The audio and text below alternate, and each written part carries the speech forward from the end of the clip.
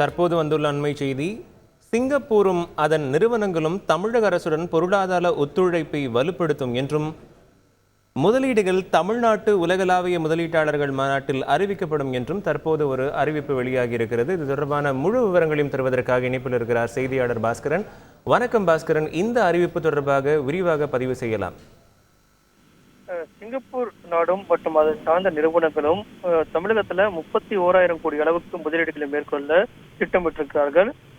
செமிகார் மற்றும் புதுப்பிக்கத்தக்க எரிசக்தி, கழிவு மேலாண்மை, தளவாடங்கள் உள்ளிட்ட பல்வேறு துறைகளின் சார்பில் அவர்கள் முதலீடுகளை மேற்கொள்வதற்கு திட்டமிட்டிருக்கிறார்கள். இந்த வகையில் பார்க்கும்போது நாளை நடைபெறக்கூடிய 7 மற்றும் 8 ஆகிய தேதிகளில் நடைபெறக்கூடிய உலக முதலீட்டாளர் மாநாட்டின் மூலமாக இந்த புரிந்துணர்வு ஒப்பந்தங்கள் போடப்படும். 31,000 கோடியை முதலீடு செய்வதற்கு சிங்கப்பூர் நாடும் மற்றும் அதை சார்ந்த நிறுவனங்களும் முன்வந்திருக்கிறது அப்படிங்கிறதா தற்போதைய தகவலாக உள்ளது.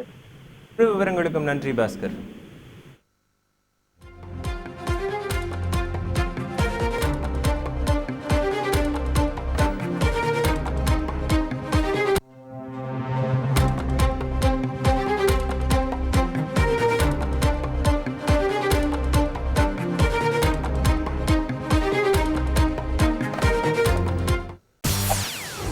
செய்திகளை உடனுக்குடன் தெரிந்து கொள்ள உடனே சப்ஸ்கிரைப் பண்ணுங்க.